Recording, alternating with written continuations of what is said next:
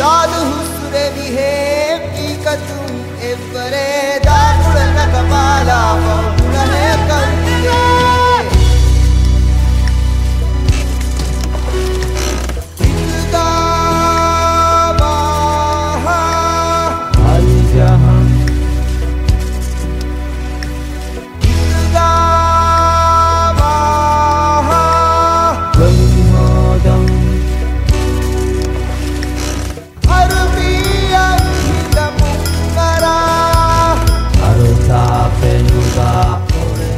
Hello everybody, remember me?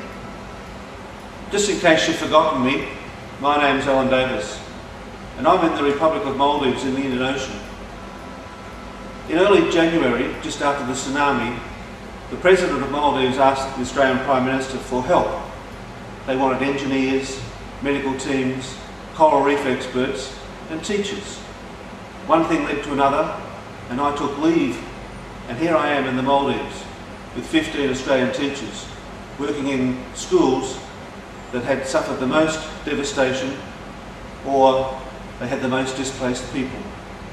It's been a really interesting time.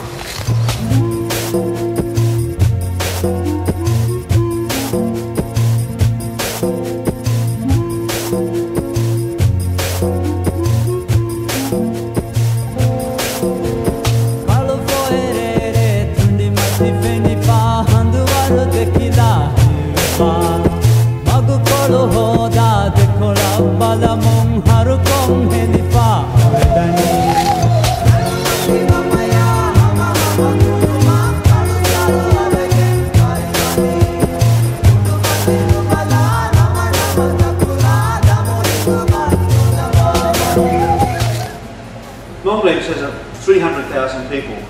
It's a very small country made up of lots of islands.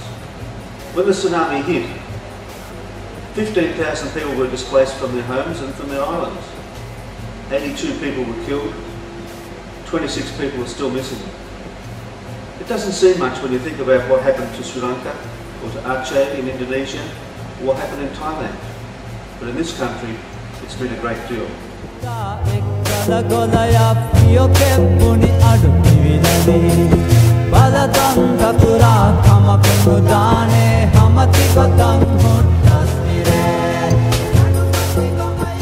The following show you some of the damage that was caused by the tsunami.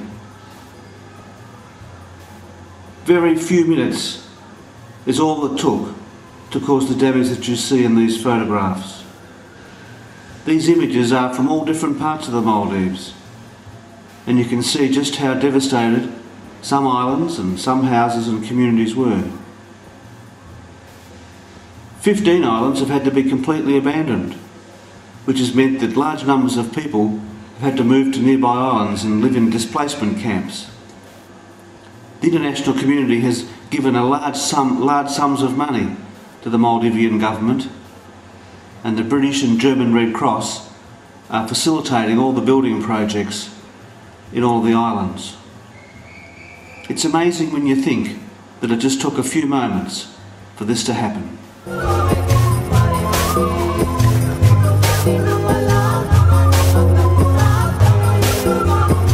The government estimates that the tsunami has set back their development, set back their efforts to improve their country many years.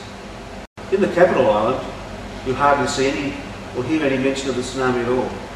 But in the islands, it had a devastating effect in many places. And it's contributed to a lot of unhappiness, a lot of despair, and a lot of sadness amongst people who don't know what their future is.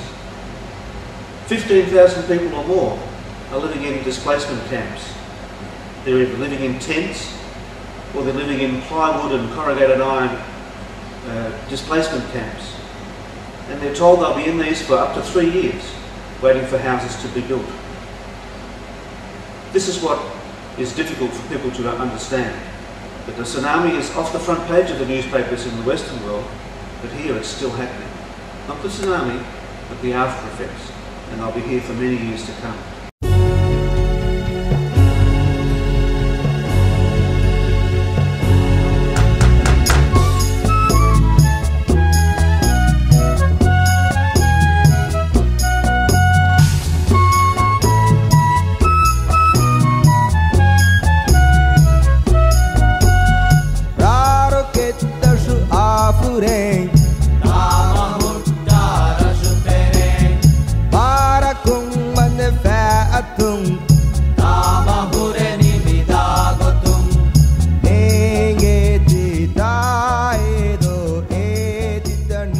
Throughout most of the Maldives, life is continuing as normal.